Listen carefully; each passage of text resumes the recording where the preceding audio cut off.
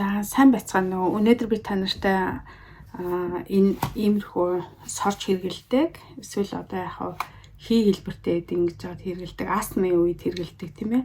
Эсвэл гурс оолоо харахад бөглөрөө дөрвсөл гэж байгаа ч тийм ээ. За удаан хугацаар бөхшөж ханиалгадаг ч юм уу ийм хүмүүс өргөн хэрэгэлдэг. Энэ юмнуудыг яаж зөв хэрэглэх талаар хэлж өгье гэж бодож байна. Одоо уушигны тэр бөглөрөө дөрвсөл эсвэл одоо астмын одоо хүнд хэлбэр тийм ээ. За иймэрхүү өвчнөр хүндэрсэн хүмүүс бол маш хэцүү удаан хугацаагаар зовж хандлагдаг ийм хүмүүс аа. За энэ хүмүүсийн их хэмжлэг хэрэгэлдэг юмнууд нь мэдээж олон янзын юмнуудыг хэрэглэнэ. Гэхдээ нэг иймэрхүү юмнуудаа та нар харсан бах ингээд сордог ч юм уу. Та нар кинон дээрс их олон харсан бах тийм ээ. За уушигны янз бүрийн астмтай хүмүүс ингээд гинт юм амьсгалж чадахгүй болоод ингээд заагаад бэлэн цүнхэнд нь явж идэг ч юм уу. Иймэрхүү юмнууд бол байж идэг. Тэгэхээр энэ үйлчлэлийн механизм гэдэг нарийн юм бол яриад явах тийм ээ. Мэдээж дотор нь бол тодорхой юм яг юунд нь үйлшээд байгаа гэж гэдгээс нь хамаарат хурдан үйлчлэгээтэй удаан үйлчлэгээтэй гэж хоёр хуваагдаад байгаа. Тэгээ хурдан нь мэдээж одоо жишээлх юм бол амьсгал авч чадахгүй тэр тохиолдолд яалтай тохиолдно гэж хэрэглээд байж нь хурдан үйлэл нь хурдан учраас удаан үйлчлэгээ тэр гэдэг юм бол богино 7 хоногоос ахуулаад тэгэл хэдэн сараар хэрэгэлдэг ийм үйлчлэгээтэй юмнууд бас байж байгаа. Тэгээд яг хаана очиж үйлчлээд байгаа юм бэ гэхээр уушгинд байдаг одоо энэ одоо тэр бачуурлыг үүсгээд байгаа тийм рецептор хүлэн аваагуурууд байдаг байхгүй. Тэгээд бас булчин байж гин. За тэрэн дээр нь очиж ингээ үйлчлээд байгаа ийм юмнууд байгаад байна. Тэгэхэд энийг биеийн махбодод оруулж байгаа зам нь одоо юу гэдэг юм бэ гэхээр нэг нь агаарын хэлбэртэй. Бид нар тийм ээ жишээлх юм бол агаарын хэлбэртэй гэхэлэр өс рүү ингэж цацдаг юм байдаг тийм яг тэр шиг агаарын хэлбэртэй байна. А нөгөөх нь гэхэлэр яах нь нунтагласан ийм бүр нарийн ширхтэй нунтаг хэлбэртэй ийм байдлаар хүний бие махбодод оруулж байгаа. Яагаад энийг ингээ ярих болчих юм бэ гэхээр Норвегт ч тэр манай Монголд ямар гэдэг юм битгэхгүй дэлхийн хэмжээгээр астмтай болон уушигны одоо удаан хугацаагаар олон жил өвчсөн ийм өвчтөй хүмүүс энэ нэмийг гол эмчилгээ болгодог. А гэхдээ яадаг юм бэ гэхээр ерөөсөө 60-аас 70% нь ч гэдэг юм уу энэ эмийг биеийн махбодод оруулахдаа маш одоо буруу тийм ээ нөгөө алдаа гаргаж оруулдаг техникийн алдаа гэдэг юм уу да тийм ээ хэрэглээний алдаа гаргаснаас болоод эмийн бодис нь яг уушгиндаа хүрч чадахгүй тэгээд ерөөсөө өвчин удаан хугацаагаар ингэж ужиг явцтай яваад магадгүй одоо амь насанд хүрэх юм аюултай байдаг байхгүй. Тэгээд тийм учраас энэ эмийг зөв хэрэглэх хэрэгтэй. Хэрвээ эмийг зөв хэрэглэхгүй болох юм бол энэ ерөөсөө цэвэр зүгээр мөнгийг одоо явж олон руу хийгээд дурсах чагаатай яг адилхан ийм байдаг байхгүй юу. Тэгэхээр энд 3 хүн маш чухал оролттой байгаа. Нэгдүгээрт нь эмч яах нь зөв онш тавиад зөв эмийг сонгож байгаа. Би та нарт нэг зураг үзүүлэе гэж бодож байна л да. Энэ одоо миний өдөр тутам ажил дээр хэрэгэлдэг юм байгаа. Тэр ийм олон төрөл өгдөг ерөөс. Та нар харсан багт энэ хэлбэр дүүрс энараа нэр мэр гэдэг ингээ бүр маш олон янз байгаа байхгүй юу. Бид энэ дэр нэраа ингээд граммтай бичсэн. Тэр энэ олон юмны чинь сонголтыг хэн хийх вэ гэвэл өвчтөө өөрөө хийхгүй эмзэж хийхгүй нэг эмчил хийн. Эмч хийхдээ маш олон юм ингэж шалгаж ингэж жагаад за энэ хүнд яг л нэг ийм тохирох юм. Энд нь ийм тохирох юм байна гэдэг ингээд гаргаад тавьчихсан. За тэр биччихлээ. За гаргасан юм энэ бүх юмд бол бүгд рецепттэй байдаг. Ерөөсө хүнээ гар дээрс худалдаж зүгээр худалдаж авч ерөөсө болохгүй. За тэгээ яд юм бэ гэхээр энэ бол эмзүүчийн ажиллагаа эхэлж байгаа. Эмзүүч яд нь гэхээр зөв юмээ сонгоно. За тэгээд дээрэс нь дур мэдээж өөрчлөхгүй. Тэгээд зөв хүндээ өгнө. За өгтөө заавалчгүй заавчлага өгөх хэрэгтэй. Тэгэд ийм юм бол бүр яс байдаг. Яг тэгвэл хүн ерөөс ингээд хэлэх тусам яах нь ингээд зөв хэрэглээ нэмэгддэг байхгүй юу? За тэгээд ийм байт юм. За тэгээд одоо ингээд зөв юм бичүүлсэн, зөв юм авцсан, мэдээлэл авцсан. Тэгэнгүүт хүн өөр төр хэрэглэхдээ буруу хэрэглэх юм бол ерөөсөө зүгээр мөнгөө хайж байгаатай яг адилхан болно. Эрүүл мэндэд чинь бас өндөр эрсдэл үүсгэж байгаа байхгүй. Тэгэхээр эмээд зөв хэрэглэх нь хувь хүнээс маш их шалтгаална. Мэдэхгүй бол байнга асууж авах хэрэгтэй. За тэгээ хоёр янз байна гэсэн тийм ээ. Нэгдүгээрт нь болохоор та нар харсан байх ингээд тийм ээ. Би нөгөө өс рүү цацдаг юм нөгөө юу шүршлэгтэй адилхан агаар хэлбэртэй байгаа. Та нар их хвчлээ харсан байх. Иймэрхүү юмнууд итдэг. Дараа эндээ нөхдөд дээрэс нь ингэ юу цацдаг юм аа. Энийг одоо хэрэглэдэг хүмүүс мэднэ да. Яг надад бол бэлэн үзүүл алга. Би танд ингэ видео дараад ингэ үз. За тагийг авлаа. За тэгээд бэлэн байдлаар зогсоо юм уу эсвэл суугаа байдалд уушгироо хоолоогоор дамжаад хүзүүгээр орох тэр боломжийг нэгээд цэгцогсно. За сэгсэрлээ. За нэг удаа ингэж цацаж үзнэ. За та нар бодис гарчгааг ажиглаж байгаа бах. За ингээд бэлэн байдалд ороод амьсгалаа ингээд гаргалаа гэд гадагшаага түрээд гаргачлаа уушгинаасаа. За амандаа зуулаа. Нилээ одоо хий алдахгүйгээр 100. За дээрэс нь жоохон гэдийгээд яах нь вэ? Эмэн дээрээ дарлаа.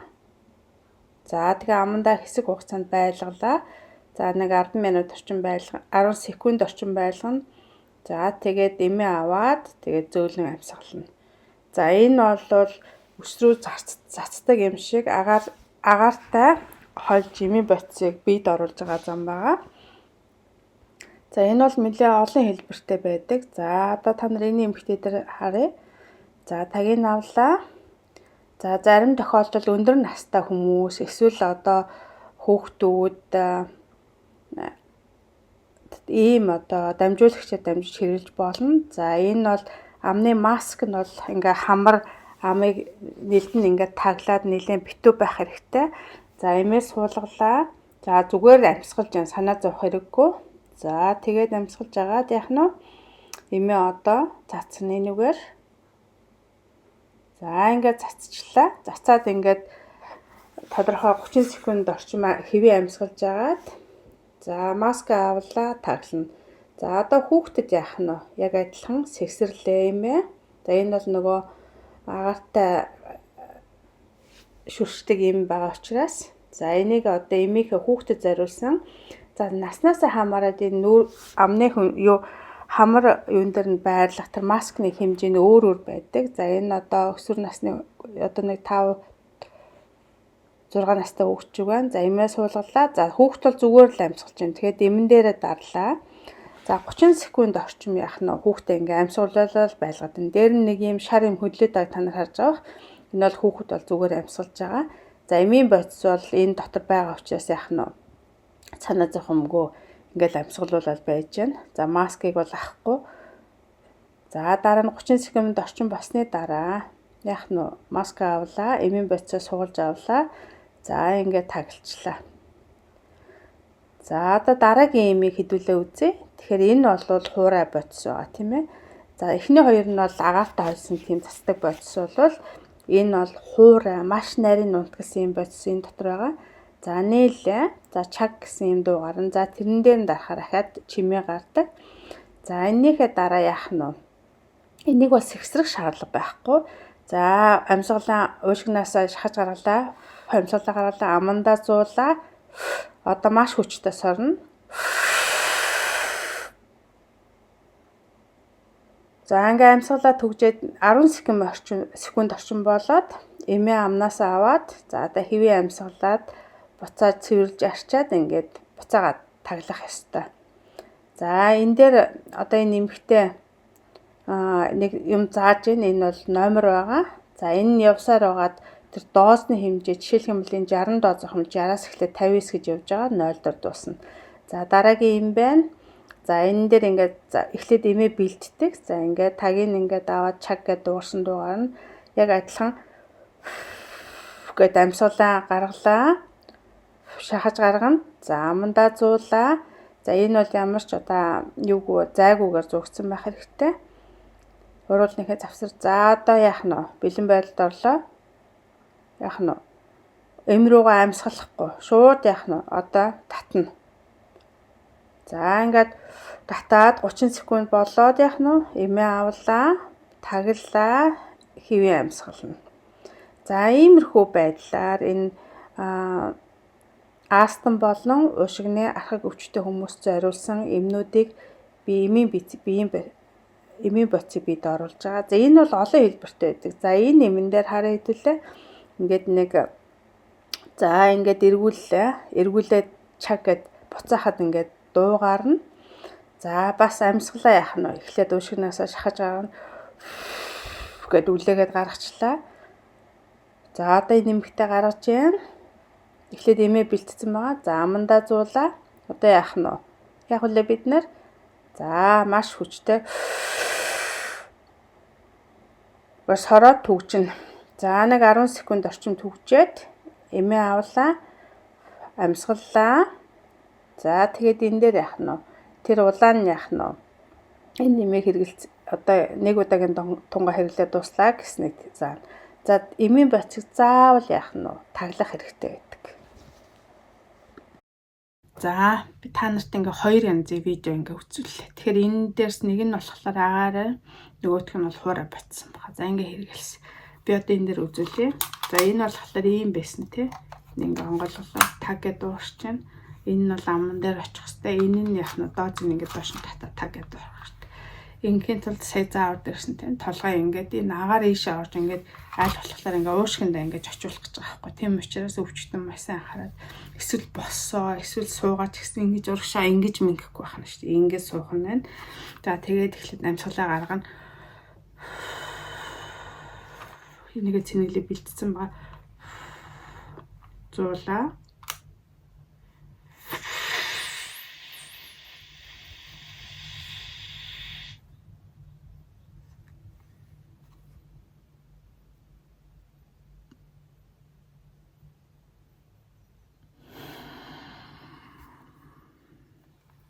За инглээ. Ингээд 10 удаа яах нь нөгөө юмаа барих нь шүү дээ. За тэгээд бид дараа нь энэ алчуураараа ингэж харчаад яах нь буцаад энийг хаах хэрэгтэй. Яг үлийн дунд чиг орохгүй тийм ээ. За ингээд юу хуурай эмийн бацаа биеинд оруулсан учраас ингээд жоохон тайван ингээд хамраар ингээд 2 3 удаа нэг тий тайван ингээд амьсгалчих хэрэгтэй. За энд бол сандрах хэрэггүй. Энийг эхнээсээ зөв хийгээд хэрэглээд ингээд сурчих юм бол яах нь энэ бол маш их чухал зүйл гэдэм аа. За тэгээд энэ юмнууд чи яадаг би түнд хэлжсэн тийм ээ. Нэг нь булчинд нь үйлчлээд байна. Уушгинтэйга гялгар булчинд нь нөлөөлөд байгаа. Нөгөөх нь болохоор рецепторт нь яагаад ингэж хилүүлж байна. Гурав дахь нь болохоор ийм дааврын ийм боцнууд байгаа байхгүй. Тэгэхээр юу аптекаас энэ нэмийг авч байгаа тохиолдолд би одоо энэ нэмийг хэрэглээд анхаарах юм байна уу гэж заавал асуух хэрэгтэй.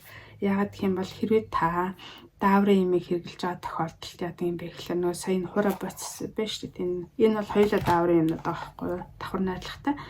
Тэнгүүтээ энийг янгуудаа одоо амаас маш сайн зайлах хэрэгтэй. Зайлаад яах нь хоолой амаа зайлаад усаа яах нь шууд хасах нь.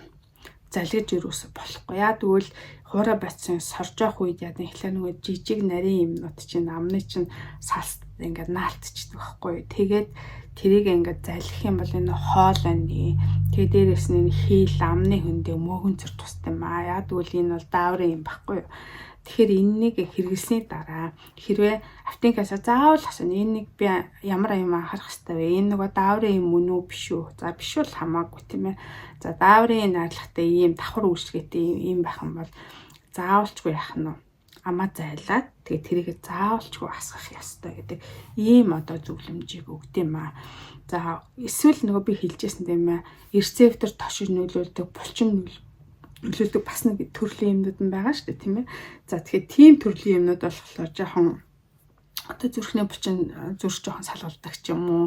Тиймэрхүү юмнууд бол илэрнэ. Гэхдээ энэ бол аюултай биш. Тэгээд дороо дарагдчихдаг. Хамгийн гол анхаарах юм гэвэл дааврын гаралтай одоо эмнүүд нь байх юм бол хэрэгсний дараа заавч байх амаа зайлах хэрэгтэй.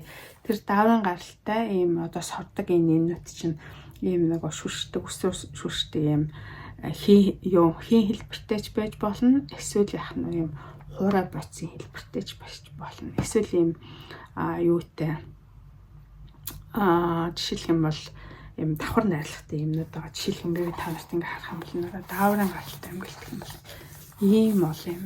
Дүрсэн ч өөр яах нь энараа хийн хэлбэртэй хуурай юмнууд ингээ бичдэг байхгүй. Тэгэхээр заавалчгүй юм зүйч асуух хэрэгтэй байна.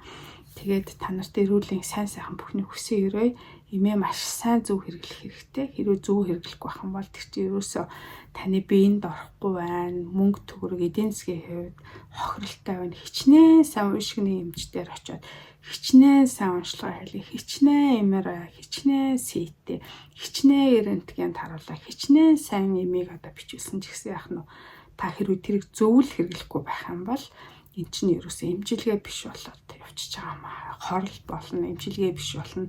Дээрээс нь санхүүгийн хувьд бол маш том хохирол учирдаг юм аа. Энийг та нарыг анхаараасаа гээд ялангуяа энэ хаврын цагт, өглөөний цагт манай Монгол шиг утаа ихтэй байгаа газар уушгины одоо харах одоо бүглэр дөрвөсөл за тэгээ дээрээс нь астм та хүмүүс их байгаа ийм тохиолдолд хэрвээ ийм хэрэгжилж байгаа бол зөв хэрэглээг анхаараач гэдэг үтнээс энэ бичгийг хийлээ. Тэгээд асуух зүйлийг та нар комент хэсэгт асуугаарай. Тэгээд лайк, subscribe мартаа гэж хэлмээрэн за түр баяртай.